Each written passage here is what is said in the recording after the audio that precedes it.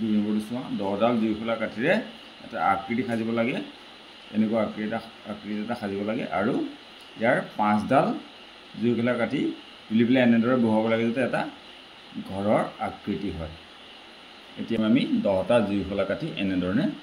সজাই লওঁ এনেদৰে সজাই ললো তাৰপিছত এতিয়া আমি ইয়াৰ পৰা মাত্ৰ 5টা লৰচৰ কৰি পেলাই এটা ঘৰৰ আকৃতি বনাব লাগে প্ৰথমতে যদি আমি এইটো লৰচৰ কৰোঁ লৰচৰ কৰি ইয়াত দিওঁ তাৰপিছত আমি এইটো লৰচৰ কৰি পেলাই